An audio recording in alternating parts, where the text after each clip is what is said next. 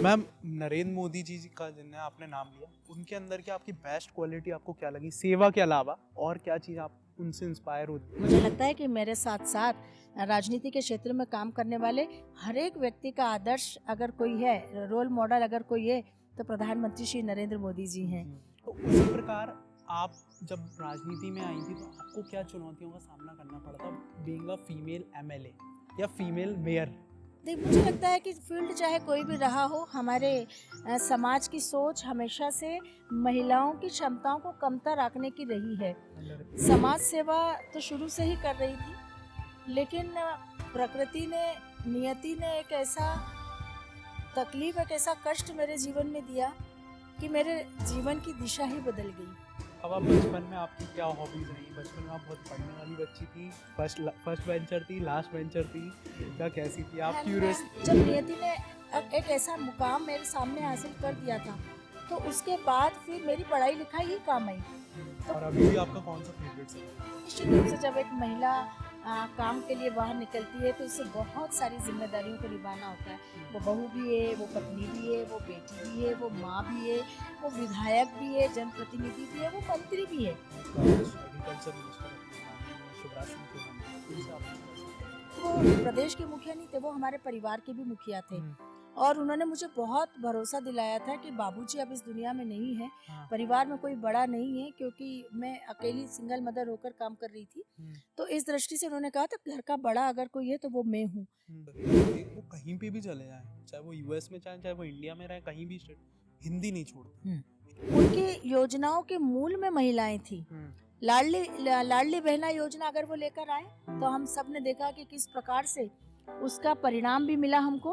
और पूरे देश के कई राज्यों ने अपने अपने राज्यों में इस योजना को अलग अलग नाम से लागू किया, क्योंकि वो एक ही विधानसभा से लगातार 10 बार विजयी होकर आए थे। 50 साल उन्होंने यस लगता है कि जनता का भरोसा जीतने का कभी कोई शॉर्टकट नहीं होता है। अगर दूर मंजिल तो क्या, रास्ता भी है मुश्किल तो क्या।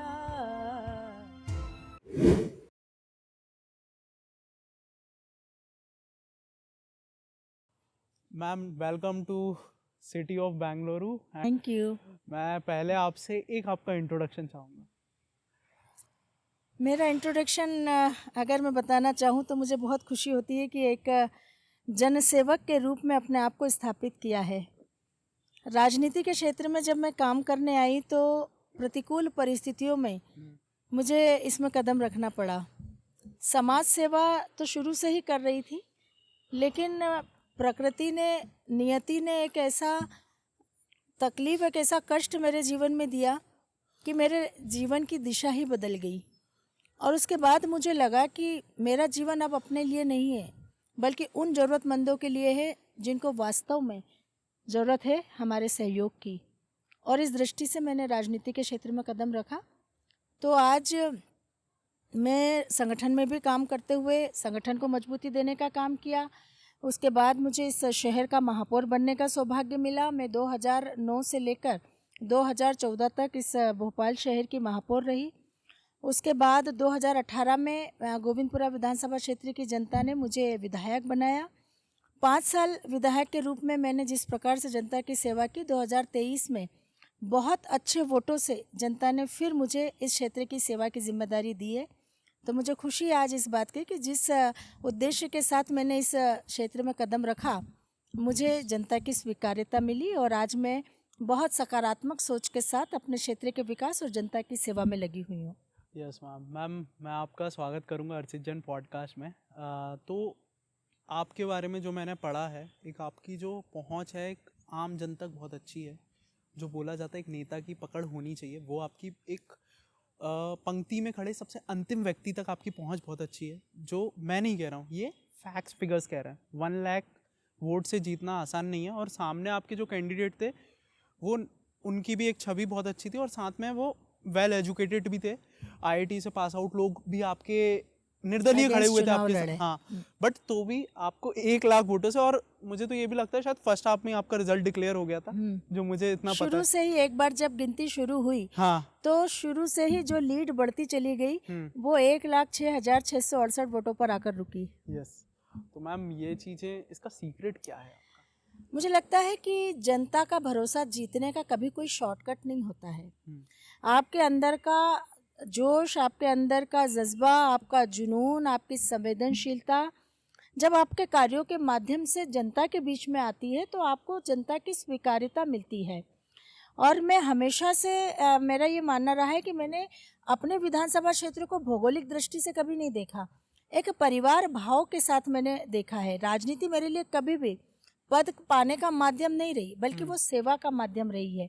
और जो भाव जनता ने मेरा देखा, अगर किसी के घर के सामने की नाली चौक है, या एक सीवरेज खुले में बह रहा है, या स्ट्रीट लाइट नहीं होने से गली में अंधेरा है, या पानी समय पर स्वच्छ पानी नहीं पहुंच रहा, या बच्चों की फीस जमा करने की कोई समस्या आ रही हो, हर समस्या में मैंने अपने आप को खड़े रखकर देखा और उसका निराकरण किया।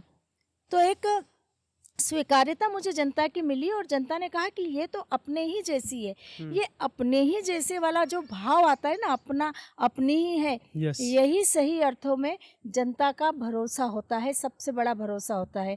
आज मुझे खुशी है कि यही भरोसे ने मुझे सिर्फ जो जनता का समर्थन दिया वो मतों के माध्यम से ही नहीं दिया, बल्कि यह समर्थन मतों के साथ लोगों के दिलों से भी है। और इसीलिए मेरे जीवन के मिशन के लिए मैं हमेशा कहना चाहूँगी कि जब आपका मिशन स्पष्ट होता है जीवन का, जब आपका उद्देश्य स्पष्ट होता है, उसमें कोई मिलावट नहीं होती, तो उसके सकारात्मक परिणाम दिखाई देते हैं। और निश्चित रूप से मेरे जीवन का उद्देश्य, मेरे जीवन का मिशन जन सेवा है, जिसे मैं पूरी डेडिकेशन से, डिवोशन से और डिटर्मिनेशन के साथ काम कर रही हूँ। यही कारण है कि पब्लिक मुझे, इस हमारे क्षेत्र की जनता बार बार आशीर्वाद देती है। मैम आप अभी बैंगलोर में हो, तो मुझे एक चीज़ कहने में आ रही है, बैंगलोर में जो महिलाएं हैं आज वो भी आईटी में उतना ही योगदान दे रही हैं जितना एक पुरुष देते हैं। तो उसी प्रकार आप जब राजनीति में आई थी तो आपको क्या चुनौतियों का सामना करना पड़ा था, बीइंग अ फीमेल एमएलए या फीमेल मेयर? देख, मुझे लगता है कि फील्ड चाहे कोई भी रहा हो, हमारे समाज की सोच हमेशा से महिलाओं की क्षमताओं को कमतर आंकने की रही है। और इस दृष्टि से महिलाओं को हर फील्ड में अपने आप को साबित करना पड़ा है। लेकिन आज मुझे बहुत खुशी, प्रसन्नता और संतुष्टि है यह कहते हुए कि जब जब अवसर मिले महिलाओं को, महिलाओं ने अपनी क्षमताओं को सिद्ध किया, साबित किया, लोगों की सोच बदलने पर मजबूर किया।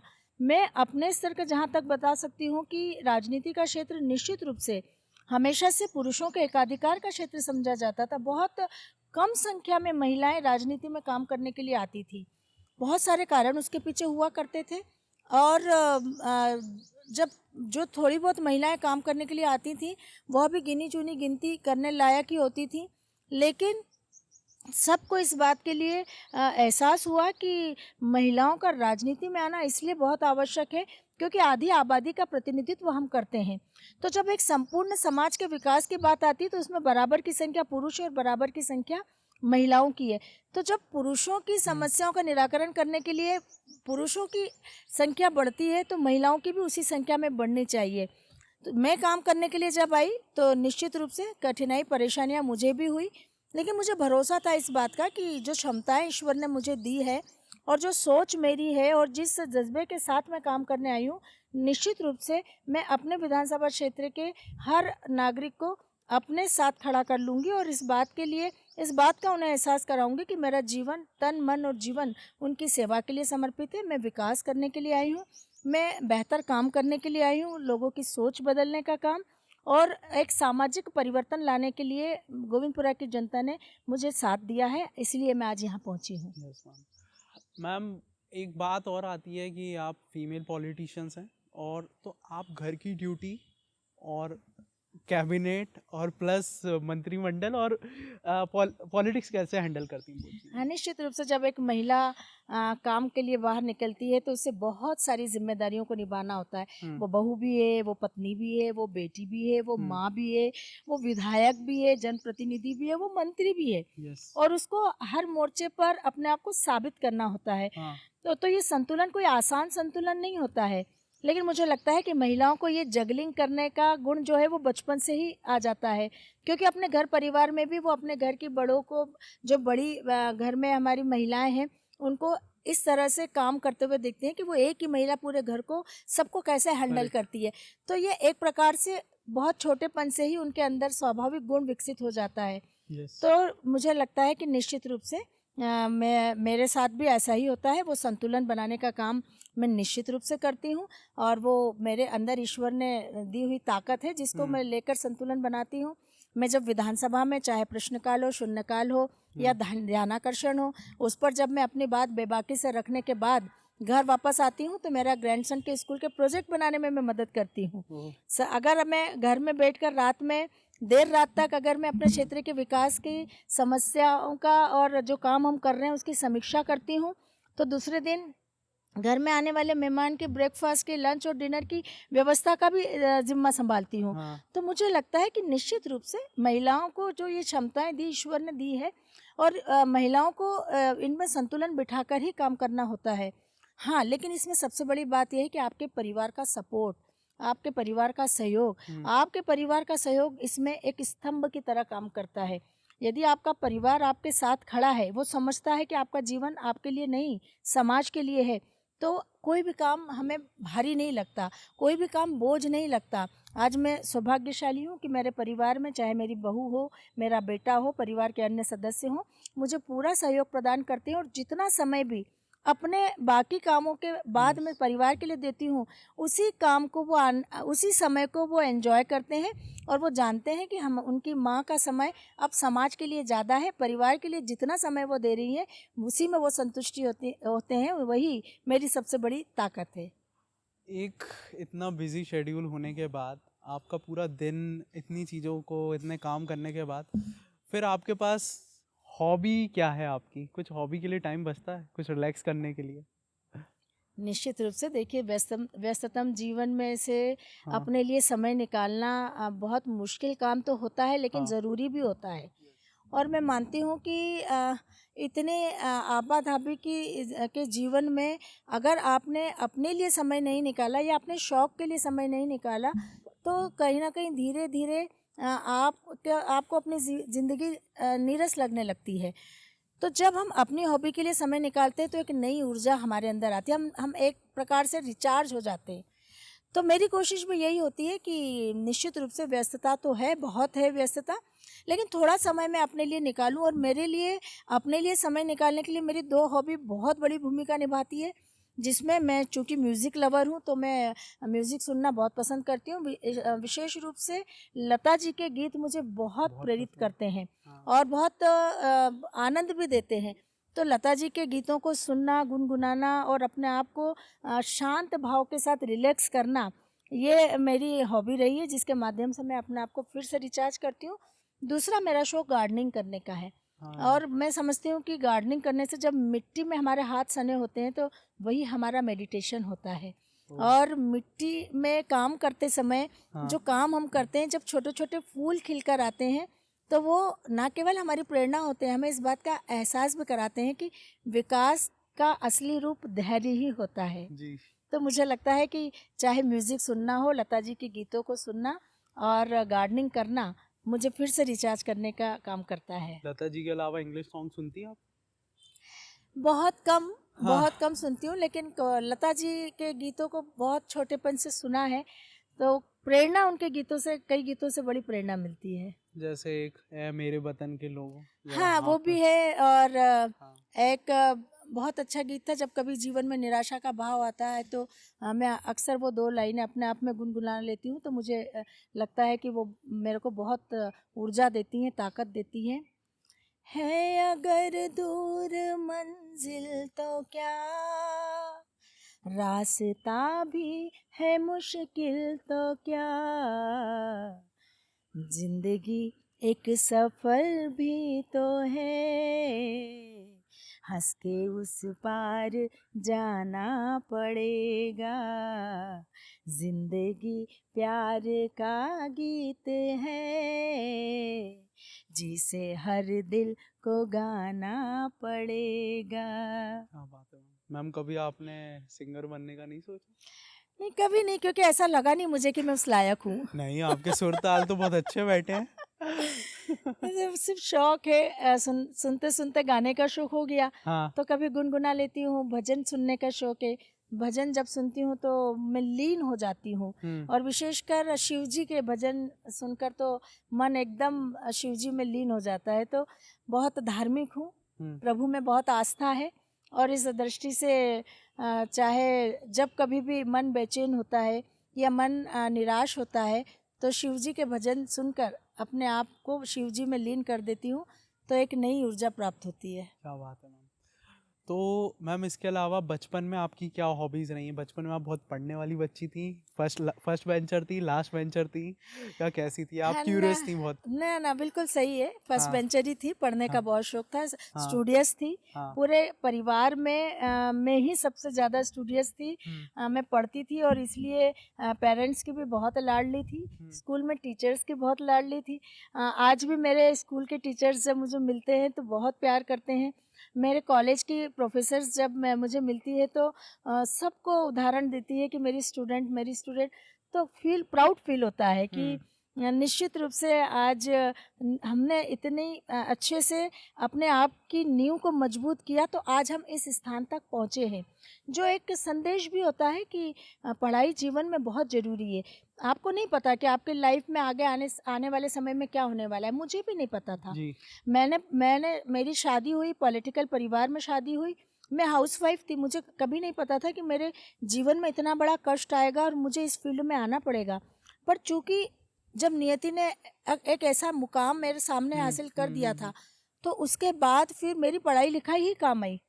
तो मुझे लगा कि अगर उस समय मैं ना पढ़ी होती तो शायद आज अपने विचारों को इतने अच्छे से अभिव्यक्त नहीं कर सकती थी। कहाँ से आपकी एजुकेशन हुई है? मैं इंदौर की हूँ और हाँ। इंदौर में ही स्कूलिंग की है, इंदौर में ही मैं पोस्ट ग्रेजुएशन किया जी। है। और चूँकि पढ़ाई में बहुत अधिक रुचि थी, पर पोस्ट ग्रेजुएशन के बाद मैरिज हो गई थी। और आप तो जानते हैं कि भारतीय संस्कृति में मैरिज के बाद लड़कियों की लाइफ एकदम चेंज हो जाती है। करेक्ट, बिल्कुल सही है। प्राथमिकताएं हमारा परिवार, हमारे बच्चे हो जाते हैं। मेरा भी बिल्कुल ऐसा ही हुआ। लेकिन अब जब वो सारी जिम्मेदारियों से निकलकर मैं बाहर आई हूँ, तो अब मैंने अभी अभी LLB कंप्लीट किया है और अब मैं PhD भी करने का विचार कर रही हूँ।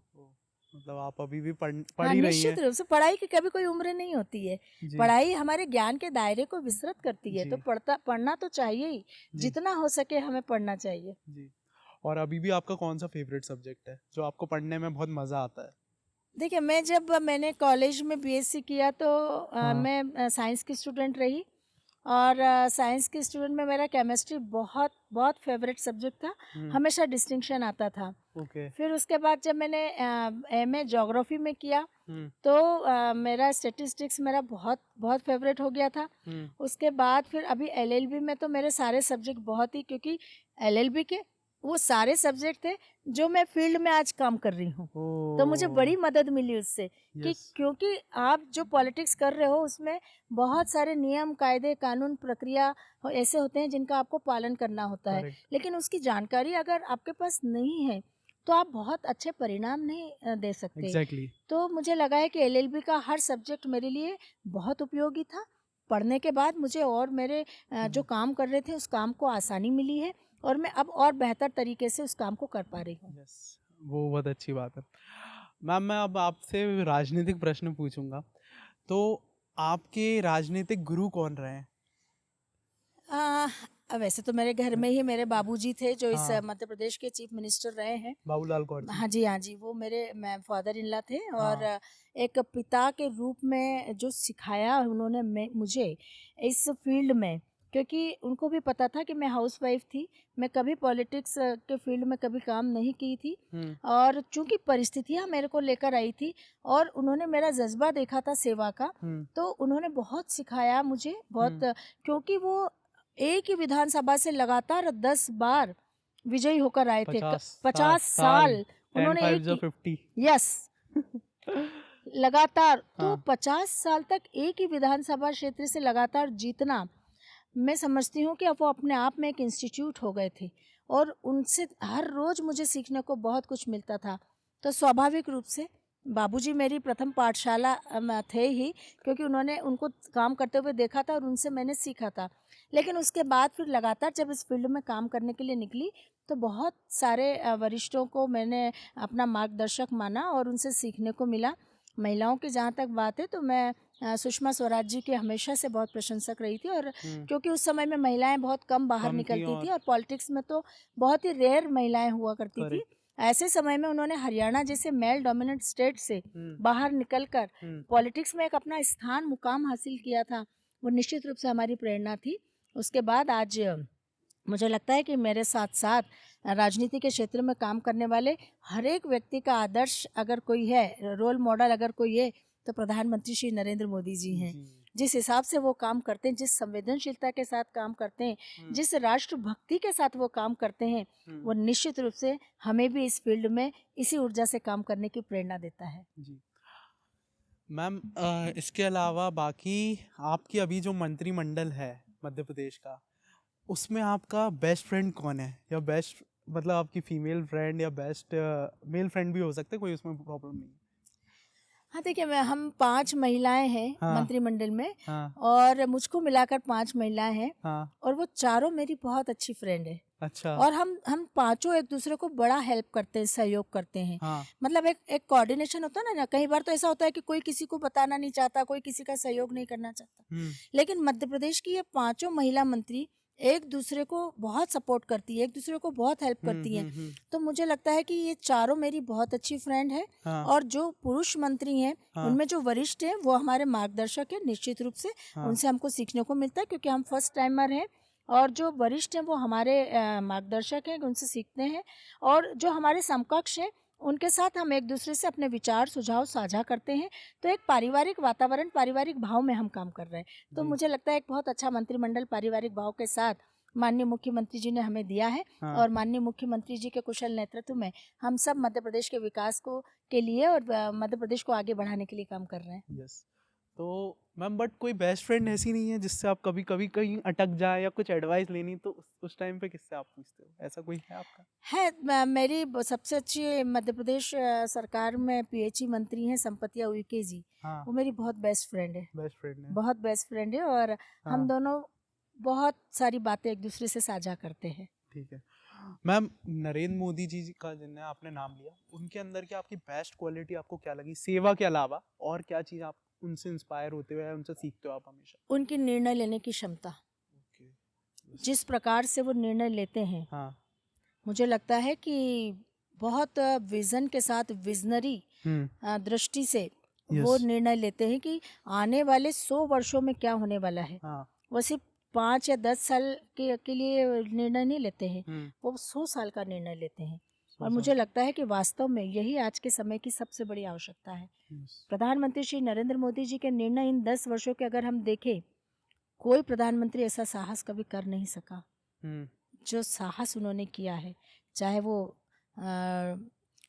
डिमोनेटाइजेशन की बात हो, नोटबंदी की बात हो, धारा 370 को समाप्त करने की बात हो, देश में नागरिकता संशोधन लाने की बात हो, साथ ही साथ जितने भी निर्णय लिए हैं उन्होंने।